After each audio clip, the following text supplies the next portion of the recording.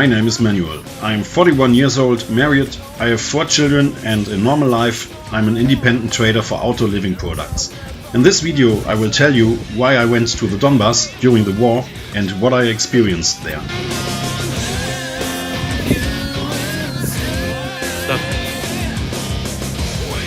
It all started early March last year, 2 weeks after the Russian invasion began. I'm a member of a Pentecostal church near Cologne. Someone in my community has relatives in Ukraine who were taking care of refugees arriving there at the border. They needed food, winter clothing and medicine. So we made an appeal for donations, and a few days later I was on one of several buses driving to Ukraine.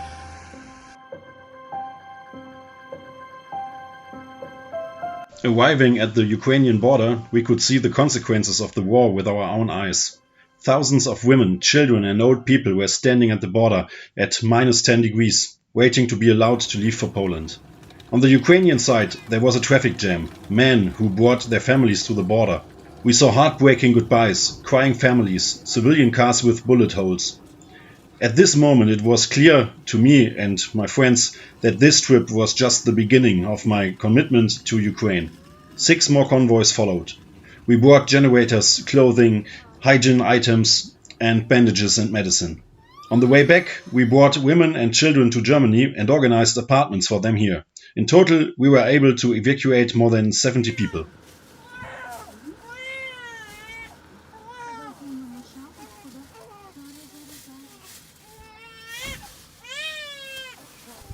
We bring the stuff to an Adventist church in Volodymyr. From there it goes to hospitals, retirement or children's homes, to people in need or refugees. At some point I found out that ambulances are needed in Ukraine. At the start of the war, an average of 8 ambulances were destroyed every week.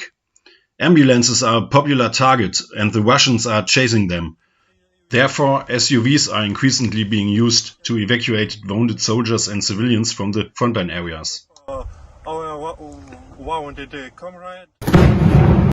Someone gave me the phone number of Sasha, a pastor from Lviv. He brings suitable vehicles and food to the frontline, together with his team. To support him, I started Project Lifesaver. I'm looking for sponsors for suitable vehicles, and so I was able to bring 10 cars to Ukraine within 2 months. Through Sasha I learned more and more details about life near the front. Anyone who is confronted with war on a daily basis suffers in soul and heart, regardless of whether they are civilians, volunteers or soldiers. And the more I found out how people there are doing, the greater my desire to help these people grew. I wanted to encourage them, pray for them and bless them. So I wrote Sasha that I would like to accompany him. Sasha was planning a trip for June anyway. He planned the trip in a way that I could personally hand over 2 of the vehicles I had bought for Ukraine to paramedics. So it was certain I would go to the front. In addition to the usual preparations, such as fundraising, press appointments, buying cars, looking for drivers for the convoy or packing donations, this time there was a very personal preparation for me. I studied the situation at the front on a daily basis. Learned how to treat gunshot wounds, or how to put a tourniquet on yourself, or what the difference is between a bulletproof vest class 3 or class 4. I tried to prepare mentally and practically as good as I could. And I prayed a lot, which was probably the best preparation. And then it was time. The day of departure had come. At this point, only 3 people knew exactly where I was going. 2 of them were ex-military, who gave me tips on how to behave on the front line.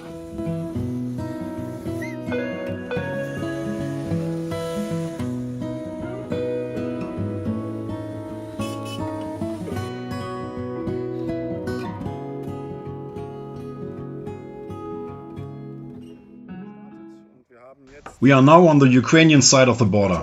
It took us about 24 hours to get here. We spontaneously took 4 boats with us for the flood areas near Kherson, where the Russians blew up the dam. After we had unloaded all donations in Ustilu and Volodymyr, we were invited to lunch with borscht and plov. After that we prayed together and said goodbye. And then the convoy drove back to Germany, without me. I was left alone in Ukraine. Now it was getting serious.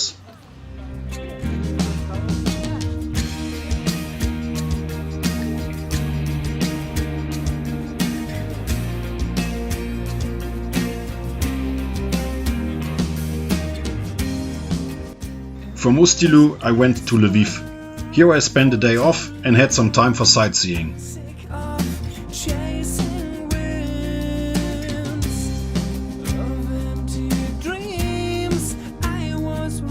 We also used the day off to load the cars with donations, check the vehicles we wanted to hand over to the paramedics one last time, and discussed the tour again. I am in Lviv right now. A very beautiful city. You have to visit the old town. The atmosphere in this city is great. People are sitting in cafes or walking in the park. It is a really nice place, even in war times. Ja, aber die Sonne geht jetzt langsam auf und Genau, hier stehen jetzt schon alle Autos. I woke up at 4 a.m. That's not the best time for me to wake up, but the sun is slowly rising and So, die letzten kleinen Vorbereitungen, dann geht's in wenigen Minuten dann los. This Hyundai Santa Fe is one of the cars we brought to Ukraine. I will drive this car for the next few days and then hand it over to a paramedic.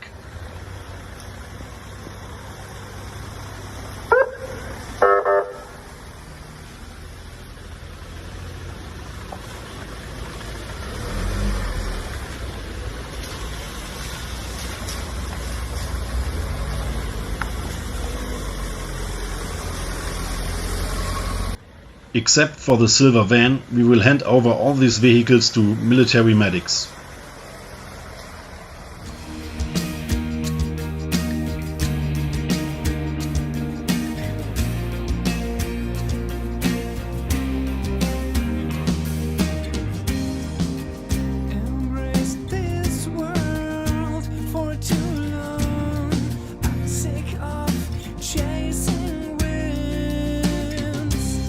We've been on the road for 4 hours now, but we have to stop more often because some of the cars are having some problems.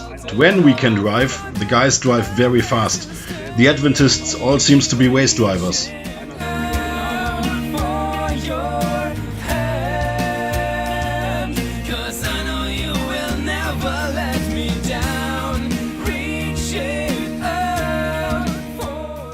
Now it is 8 o'clock in the evening. One of the cars broke down, so we have to repair it, and then we need 4 more hours to Zaporizhia, where we will sleep tonight. I'm very tired. In the last 84 hours I only slept 12 hours. And I drank so much Coke and energy drinks, there is no more space for more caffeine, I think.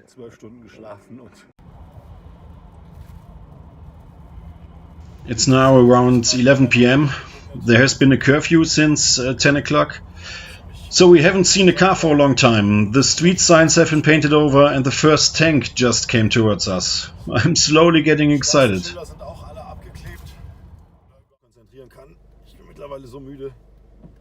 We have just lost 2 cars from our convoy.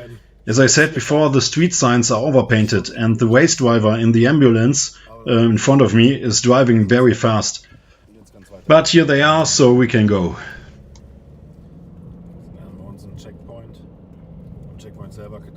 We are approaching a checkpoint. I'm not allowed to film here, but here you can see anti-tank obstacles.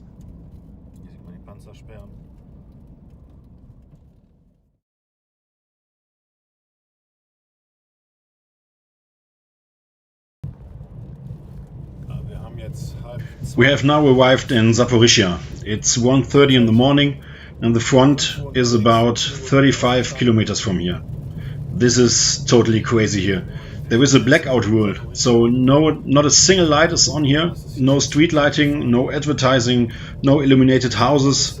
Also, it's deserted. No people, no cars, no noise, and that in a big city. It's like in a horror movie or something. I have never seen anything like this before.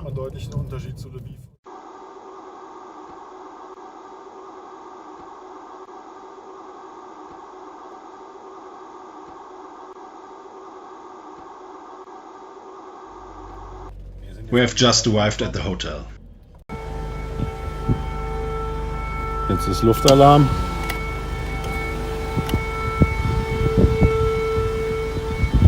Ja, das ist auch ein tolles Timing jetzt.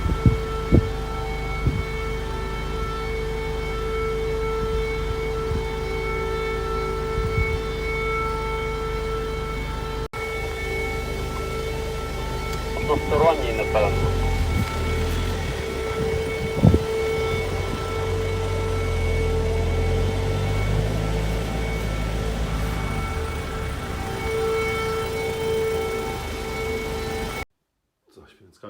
Now I am finally in my hotel room. We have 2 a.m. In 6 hours we meet again. But now I will take a shower and sleep for some hours.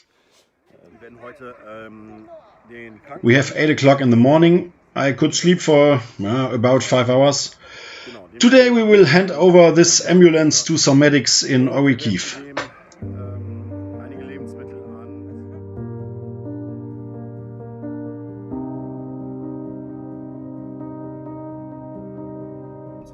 As we approach the front line today, we will be wearing body armor and helmets. Sasha said it might seem strange if we are wearing protective gear and the civilians around us aren't, but they die every day and we don't.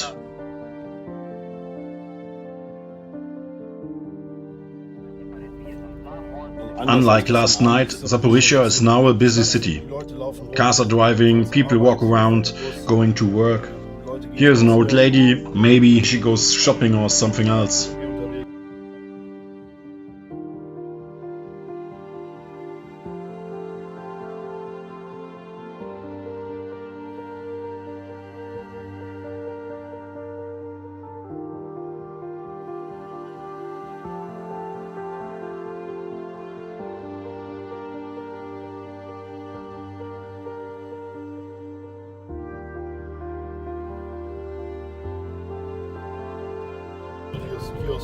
There is a kiosk here.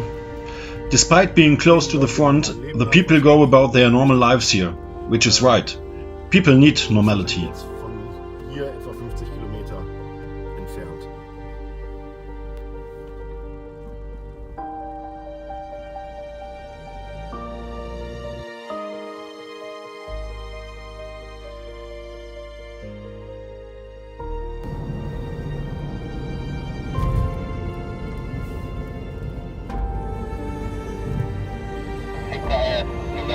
Зустрічаємо парканса, потім їдемо далі віддавати швидку.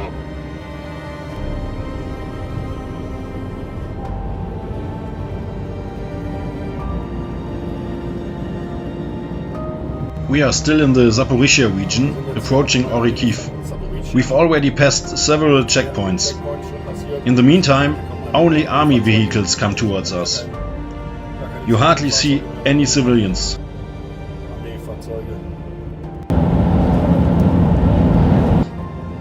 That's crazy.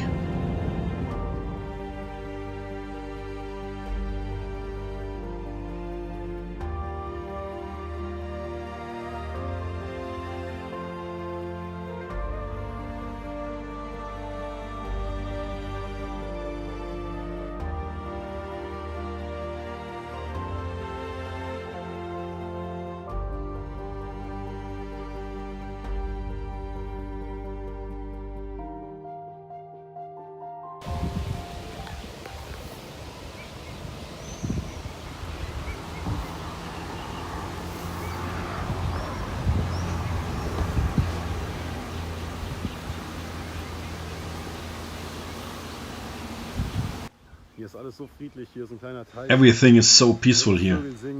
Here is a small lake, you can hear birds singing and crickets chirping.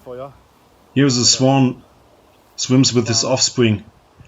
And in the background you can hear artillery fire all the time, because behind that hill there's the front.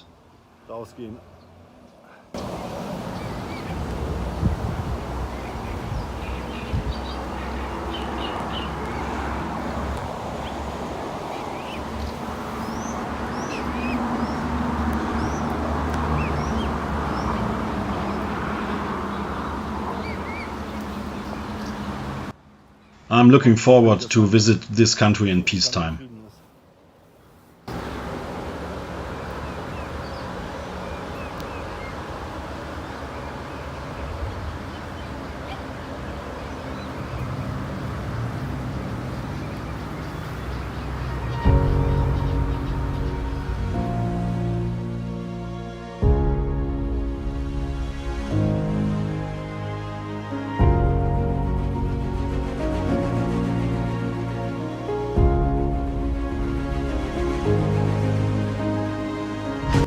We are now near Orikhiv, and here we will transfer the ambulance to the medical unit of a mechanized brigade.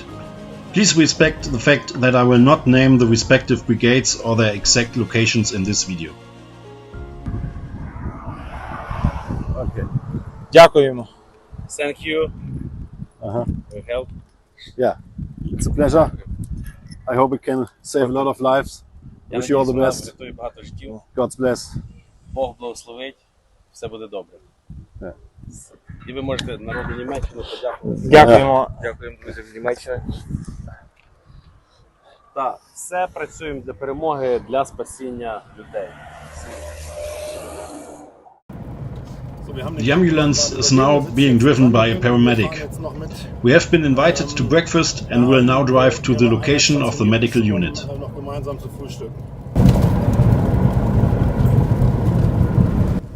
Look how nice! Oh, watch out! This is what the streets look like here. Я не бачу Мануеля, він за швидкою. We are driving through a Ukrainian village near the front. Military vehicles can be seen in front of many houses. Many houses have been abandoned by residents who have fled to the west or abroad. Soldiers now live in the empty houses. This is the only way for them to find shelter. Many soldiers often live in one house because there are not enough houses for everyone. Und die Soldaten haben immer wieder Schwierigkeiten, Orte zu finden, wo sie vernünftig übernachten können oder sich ausruhen können am Tag.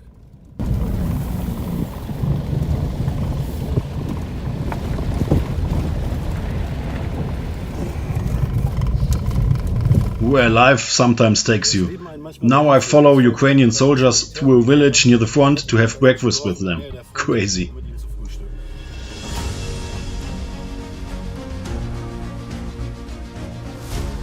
Manuel, how do you like frontline dinner? It's great. That's great, okay.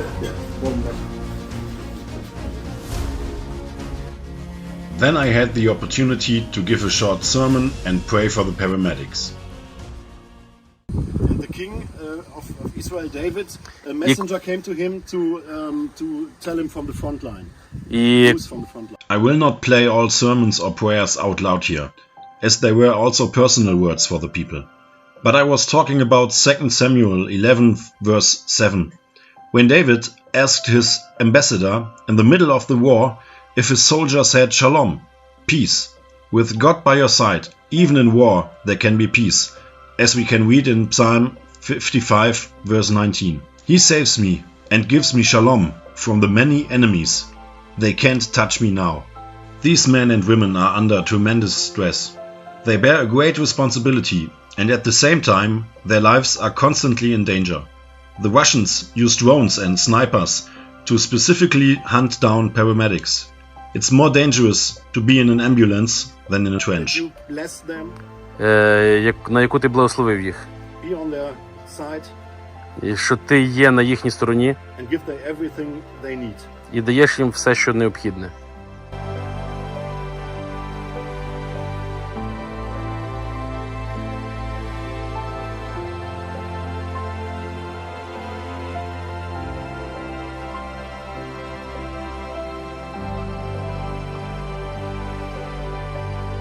As a farewell, the medics signed my flag.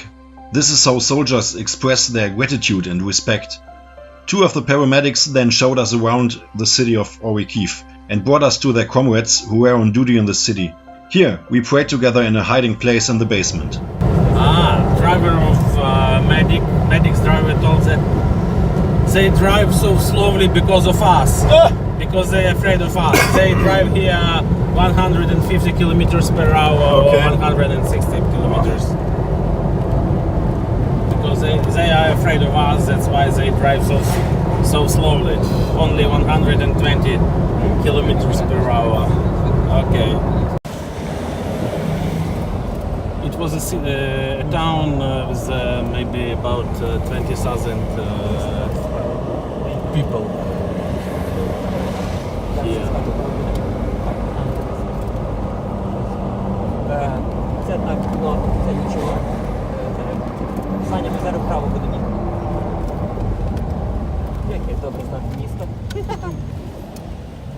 О, зараз будемо з правого боку побиті, але не треба підніти до переконання. Блін, приїхало десь. Need medicine.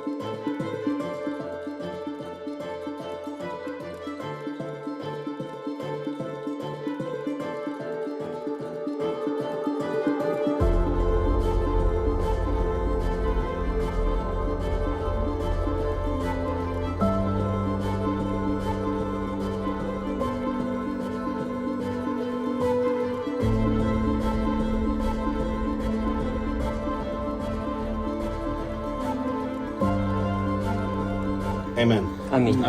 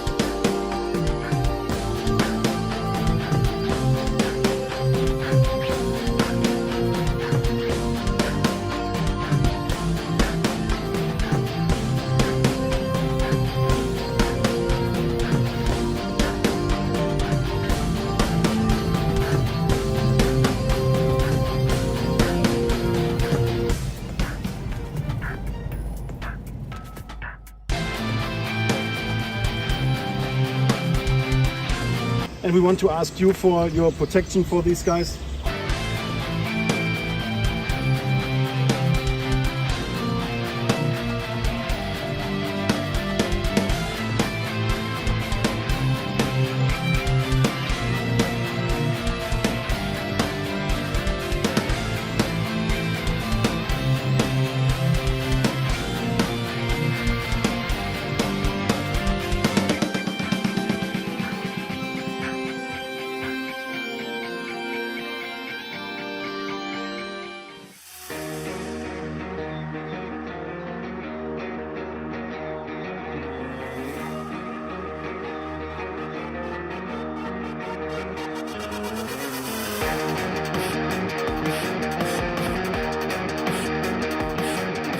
Avdiivka, a city with many paraphrases. Post-apocalyptic, nightmare, ruined city, lunar landscape. These are just a few of the descriptions for the small town near Donetsk, surrounded by fields, forests and a few villages. On the northern outskirts is a coke and chemical plant, the largest of its kind in Ukraine. The plant was built in Soviet times, and the city of Avdiivka was built for the workers of the plant. Designed at the desk. The city also exudes this charm. Prefabricated buildings, a few monuments and parks, a typical Soviet town. Square, practical, good. Today, the factory and the city are totally destroyed. If you look at the city on Google Maps, everything looks so harmless. But a look at Deep State shows why it's so dangerous. It is surrounded by Russian positions. Even the drive to Avdiivka is nerve-wracking. There is only one passable road. Luty, the commander of the special police forces stationed in the city, picked us up just outside. Then you drive at maximum speed, about 140 km per hour, on the broken country road to Avdiivka. You have to avoid bomb craters or destroyed cars. And all the time you know that the Russians are watching you right now. The Russian positions are a few kilometers to the left and right of the road. So close they can see you through binoculars. And drones are flying above you. That's why you drive so fast. And if you drive past a tank or army truck, you drive a little faster. Because you don't want to be around when they are being shot at. We have to pass it through. Yeah. Do your maximum to pass it through. Go.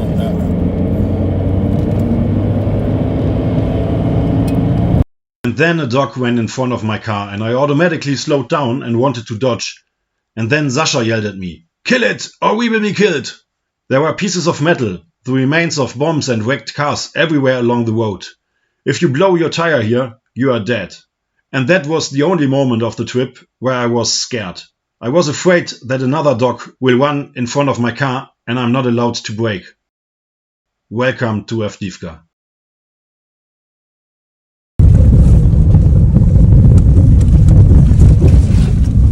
Ранок починається з Авдіївки, не з кави.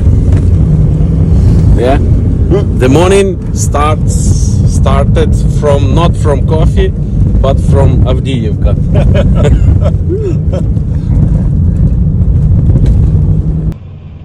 You can hear a sound like whirring of the tires all the time. Due to the many tanks that drive across the street every day, the asphalt is rough and it makes noises when you drive over it. And then we finally got there. Avdiivka, or what's left of it. Actually, the city is officially evacuated. However, around 1,800 people still live in the city, mostly old people, without electricity, water or gas, and that for over a year. A few are still here because they are too old or ill for evacuation, but most are here voluntarily. They are so-called waiters. They are waiting for the liberators from Russia, the same liberators who have been bombing this city every day for over a year. If you want to see people who have fallen victim to lies and propaganda, who would rather die than see the truth, then you have to go to Avdiivka. She's trying to explain something, but I don't know. I understood. First, we visited the guys from the special police forces in their hideout, a dark basement where they provide some light with headlamps or candles. Two of the boys had to go to the front for 3 days, which is only about 2 or 3 kilometers away. Again, I held a short sermon and prayed for them. And then I bought Coke for everyone. Because those were my two specialties, prayer and soft drinks.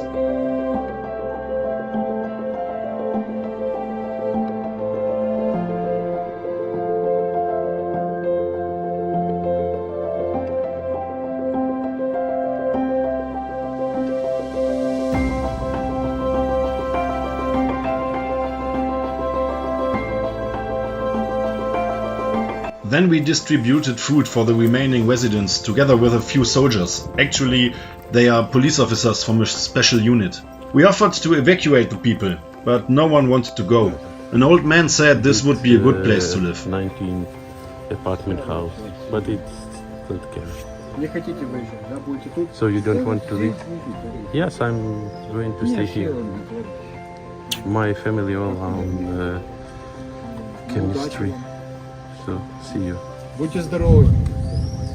Be healthy. It was shocking to see how much contempt and hatred the Ukrainian soldiers were treated with. Although they were distributing food, they were spat on or insulted in the worst possible way. And this despite the fact that Luti's unit stayed voluntarily after it was actually withdrawn. Because this is the only chance for the residents to be supplied with food, camping gas or hygiene articles. That's why the unit asked to stay. Also, there are no ambulances anymore. If there are people injured again after a rocket attack, the soldiers take them out of the city in their own vehicles, risking their lives in the process, for people who hate them. They are praying too. Okay, good.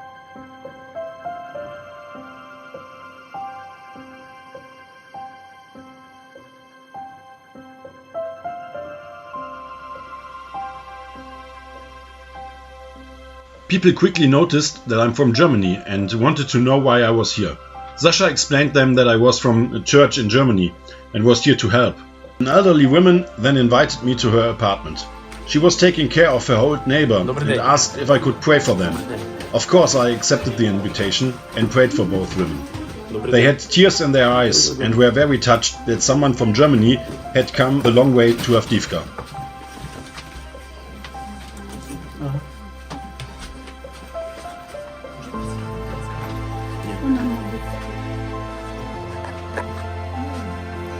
Що бабушка хворіє? А що з нею? Старість?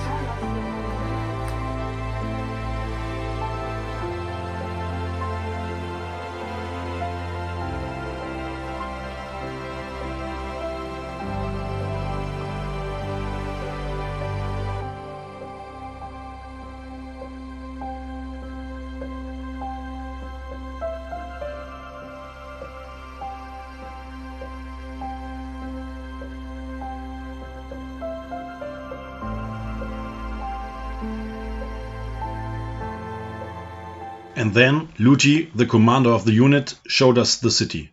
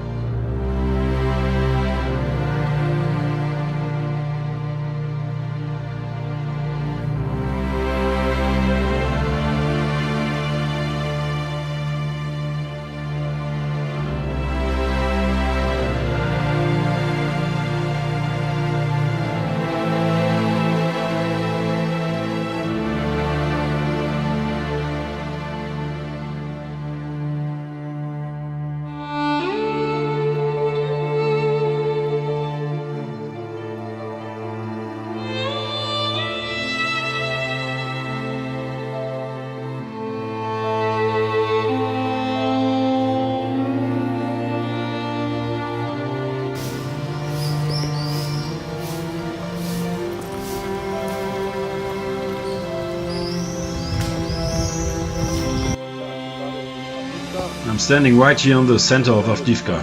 All buildings are destroyed. The house behind me was hit by a missile.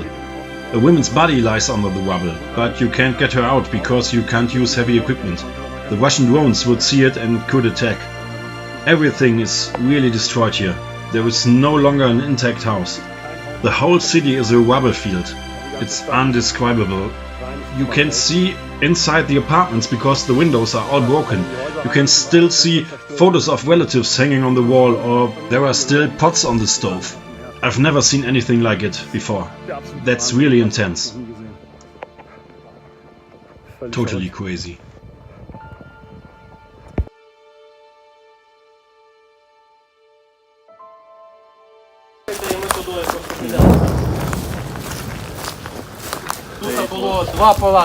A rocket hit here yesterday. Rakete eingeschlagen.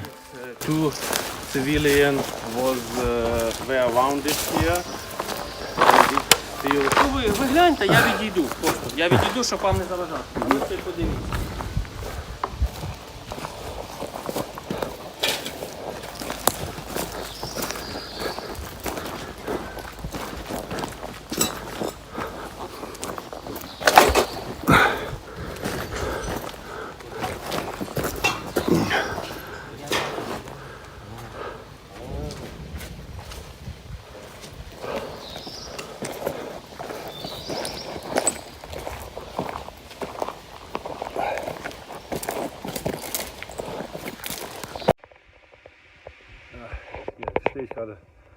The destroyed house in the background is still smoking. It smells burnt, unpleasant. Alles stinkt. Und ja, also man sieht. That was another explosion. You can hear that all the time. Now in the summer, the city looks green. There are leaves on the trees, flowers are growing, you can hear birds and insects. But the soldiers said that in wintertime, when the trees are bare, it looks terrible, because you can't see anything living anymore. Then you only see destruction and death. Ist vieles abgedeckt und zugedeckt und man sieht nicht so alles Sachen.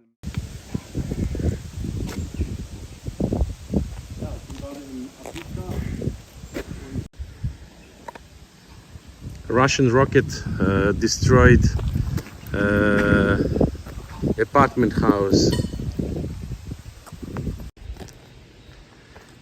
It was a school which Ukrainian use as a humanitarian center, which was helping civilian people. And everybody know it. The military didn't visit it, and Russian knows it. It's a humanitarian center, but they use magnet bombs to destroy it, and then broke it with rocket. It's broken by rocket.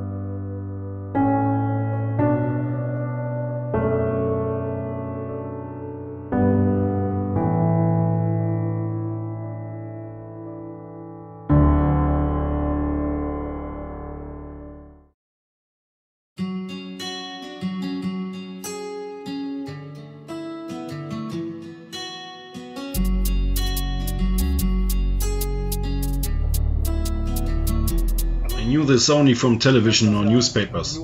I read a lot about this war, about the situation in Ukraine. But to be here is a totally different thing. It's like behind the scenes. It's interesting to meet all these people, to hear their stories.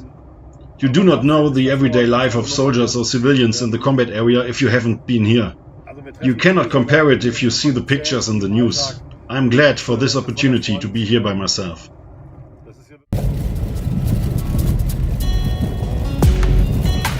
Дорогі небесні Отче, Thank you for the possibility to meet our friends. дякую тобі за можливість зустріти наших друзів.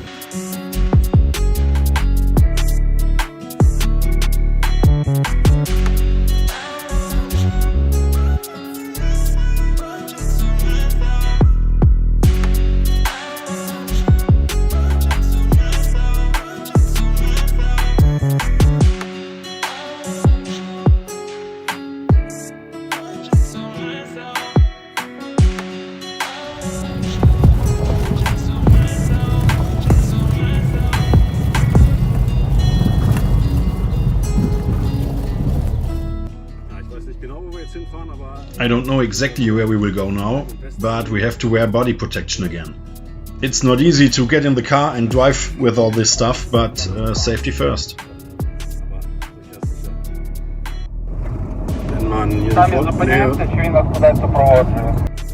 When you drive near the front, you don't fasten your seatbelt. If you get under attack, it is important to get out of the car immediately. And when you're driving with the body armor, you can't move well and you can't unbuckle yourself fast enough. The seatbelt could also get caught in the vest, so you drive without a seatbelt. Deswegen fährt man ohne Sicherheitsgurt. This was just the craziest moment so far. We are at a checkpoint and we're talking to some soldiers.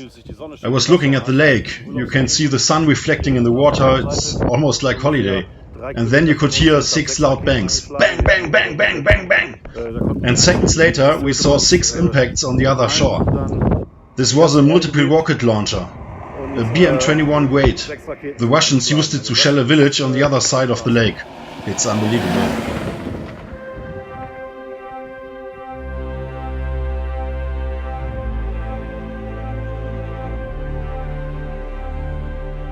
Kramatorsk became known because the Russians fired cluster bombs at the completely overcrowded train station.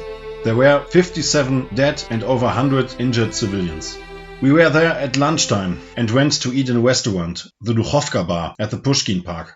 During the meal, you could hear an airplane outside. Immediately everyone jumped up and pressed close to the wall. 10 days after our visit, a pizzeria in Kramatorsk was hit by a rocket. 10 people died, including 3 children. You suddenly read such news differently if you had lunch there yourself a few days before.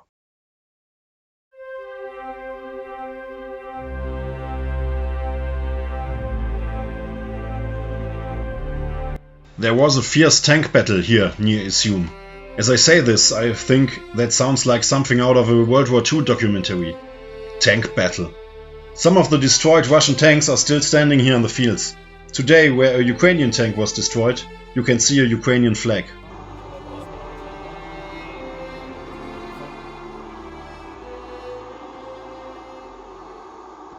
We are near Izum in the Kharkiv region. You can see a lot of destruction here. Broken tanks, former Russian positions, burned out cars or destroyed villages. In many areas there are still Russian mines. The road we are driving on has been cleared, but some roads are marked. Mines may still be lying there. Then you have to drive in the middle of the road. But in such areas you should never park at the side of the road or go peeing at the edge of a forest or in the grass. That would not be a good idea.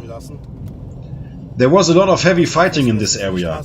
A lot of soldiers died here. The Russians often leave their dead behind. In many cases they are then buried by Ukrainians. But sometimes the many street dogs come and then they eat their fill. It's so cruel what you hear and see here. Unbelievable what humans are capable of. Here is another ruined village. It's hard to imagine. Where the Russians were, every village, every house, farmyard, car, everything is destroyed. Here is a ruined church.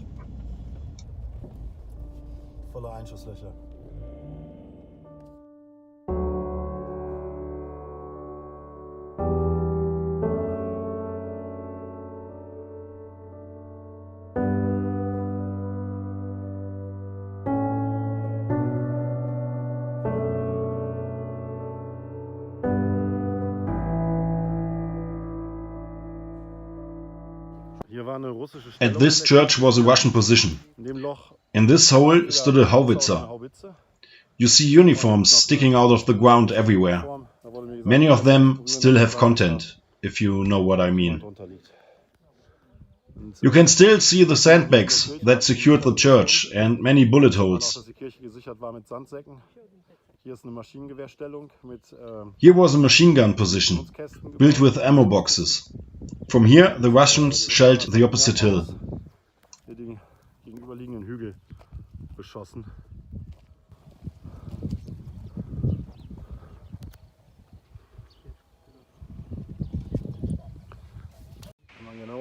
You can see parts of Russian uniforms sticking out of the dirt everywhere. Man will gar nicht wissen, was hier You don't even want to imagine what lies below me. Das ist echt This is real perv. pervers.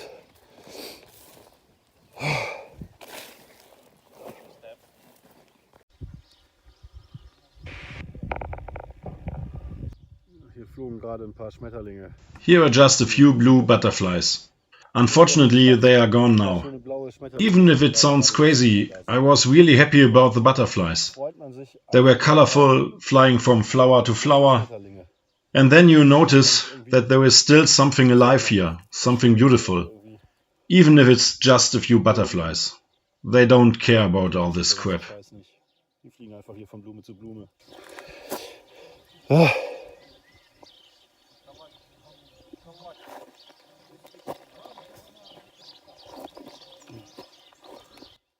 Und dann sieht man hier diese Schaukel. And then you see the swing here. And a slide. Wir haben Not so long ago, children played here. Spiel, so man hört Children could be heard laughing. And now you can't live here anymore.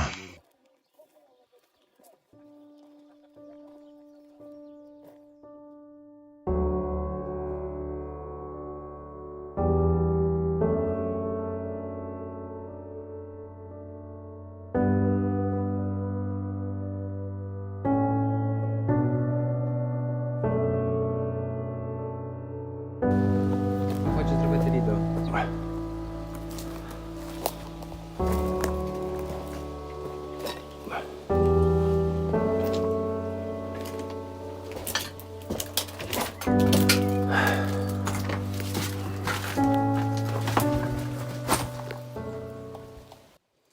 Another house was successfully liberated from alleged Nazis. fiziert.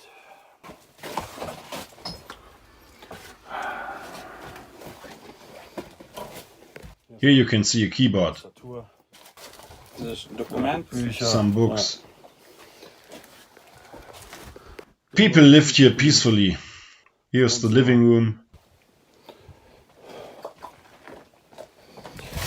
And then the liberators came.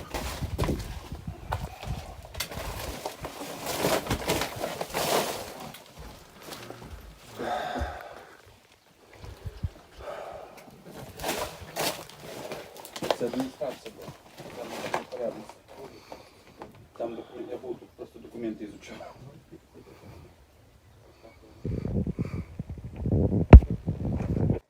Das riecht nach Everything smells moldy, rotten and like rumble. und nach Bauschutt. A family lived here.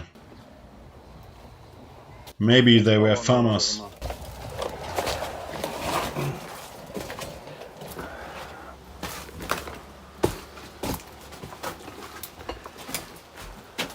And that's one house out of thousands. Tausende. This is what every village looks like here. Das einzelne Haus. Every single house. Alex. All existence destroyed. Unglaublich. Unbelievable.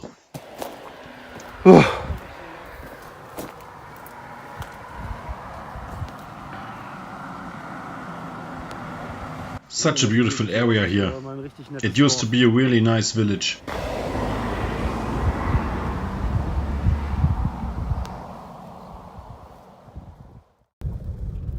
Then we drove to a small place called Vonopilia. The place was completely destroyed. The surrounding fields were mined. The place is now without electricity because the power poles were shut down by tanks. Here we brought food and generators to the remaining villagers.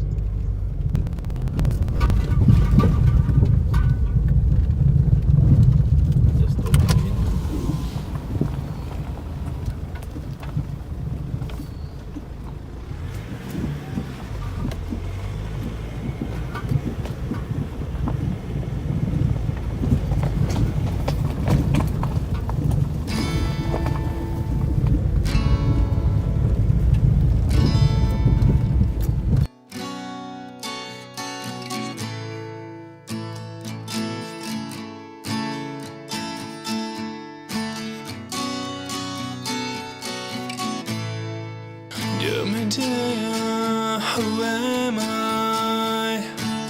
Who am I try to judge a crime, but I'm the ones to wallow in vice.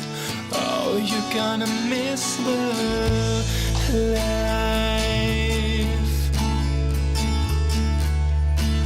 Oh, you're gonna miss the life.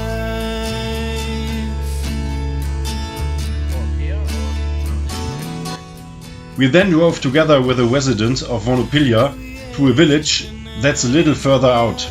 An old man lives here with his grandson. On a way, a child, a man, a wife, someone worth receiving love,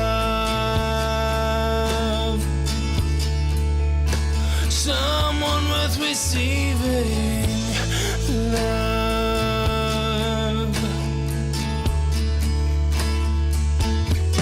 And now you're crying, eternally resounds for a cry. We are in absolute nowhere here. Feels like at the end of the world.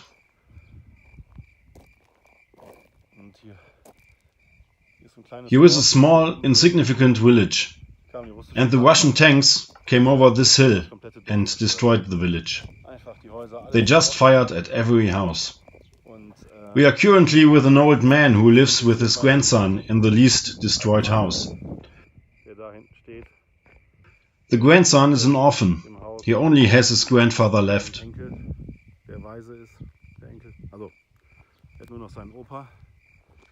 And his grandmother, the old man's wife, died in this house, burned to death. She was still in the house when the Russians shelled the village and didn't make it out in time. Grandpa said the kids were playing outside when the tanks came over the hill and started firing. We drove about 15 minutes to get here, on a dirt road, through the middle of nowhere. Only fields and meadows, and everywhere along the way there are destroyed tanks. Here is another broken vehicle. There were also many tank wrecks in the fields, but these were cleared away by the military.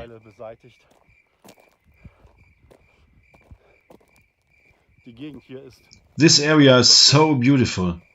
Rolling hills, colorful grass and flowers.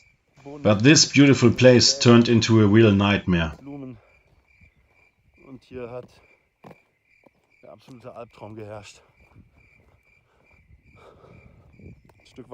A few meters from here you can see a rocket stuck in the ground high up.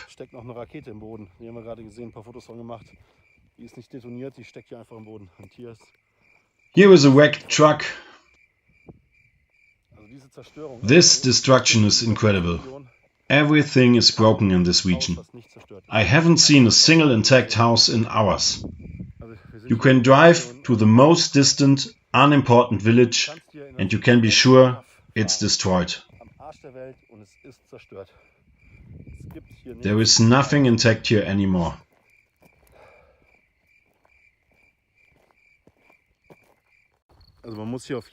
You should really stay on the path because the fields are mined. A few minutes ago I saw a mine myself lying by the wayside. It's so intense. You only know something like this from Hollywood. And now you are right in the middle of it. Here is the missile. There it stucks in the ground.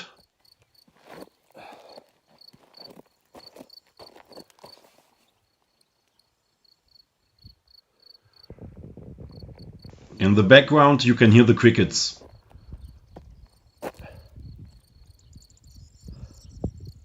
You can't even imagine it. Now everything is so peaceful here.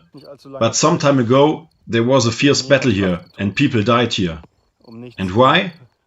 Because of 5 insignificant farmhouses, in which an old woman, who was taking care of her grandson, burned to death. als wir eben bei der Kirche waren, die zerstört war, da war ein alter Mann mit einem Fahrrad. Und der kam da aus dem Dorf. Und er kam zu mir und erzählte mir was und ich musste mir es übersetzen lassen, weil ich es nicht verstanden habe.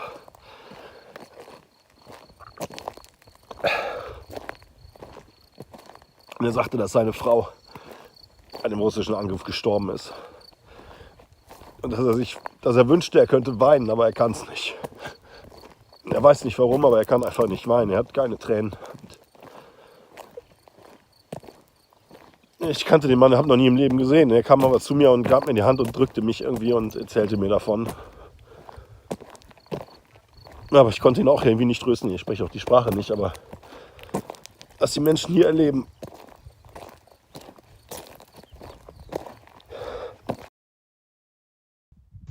If you look closely, you can see the traces of war everywhere. Here is a cartridge case from an AK-47. There can't be a more unimportant village in Ukraine than these 5 houses in the middle of nowhere. But nevertheless, there is a shooting and murder here. And cartridges are lying around everywhere. Rockets, broken houses and wrecked cars. Everywhere. I just collected these in half a minute. And I'll show you again where we are.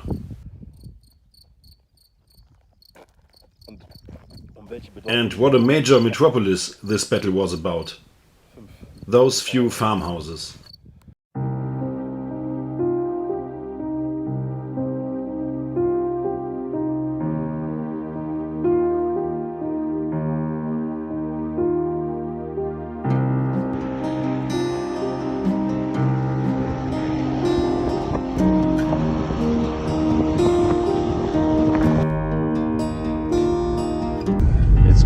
And it's broken Ukrainian bridge.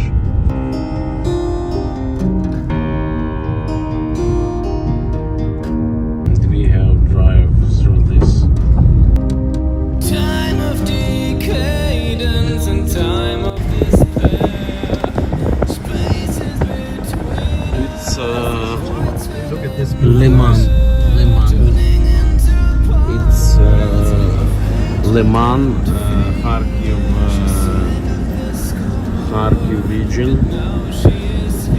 It's was destroyed city. Not city maybe, but town. Yeah.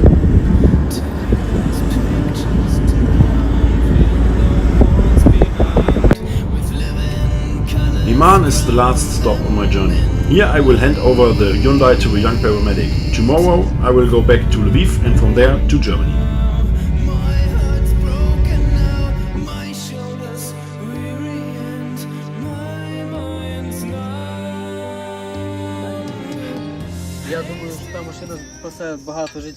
I believe that this car will save a lot of lives. Вивезе дуже багато наших хлопців поранених. Escape and save many wounded soldiers. Ну, думаю, вона відслужить своє. I hope it will work hard and do the best for saving lives. Дуже дякую за це. Thank you very much for this car. Дякую. Yeah. Дякую.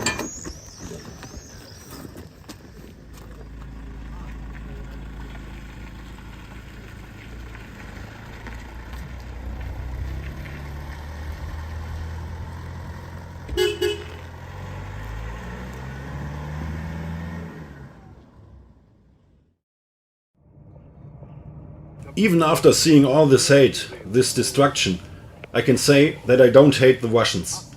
I am 100% on the side of the Ukrainians in this war. But I'm also on the side of the Russians who want peace and freedom. I believe that Ukraine will win this war, because the Russians are fighting against what they hate. But Ukrainians fight for what they love. Their families, their freedom, their values. And love is always a stronger drive and motivator than hate. Light always triumphs over darkness. Even a little light is enough to dispel the darkness. I pray for Ukraine, for peace, freedom and recovery. But I also pray for Russia. I pray that people will recognize the truth and see who their real enemy is. Not the people of Ukraine, but the man in the Kremlin.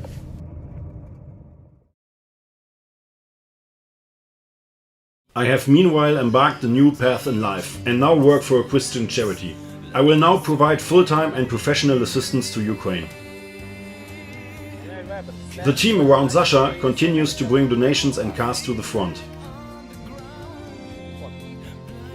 The ambulance we handed over in Orikhiv is hard at work during the counter-offensive.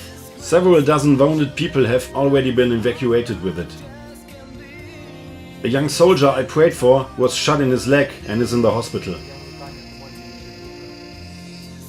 There is no end in sight to the war, and Russia is stepping up its attacks on Ukraine again. More donations are urgently needed for food and cars. We are very grateful for any support.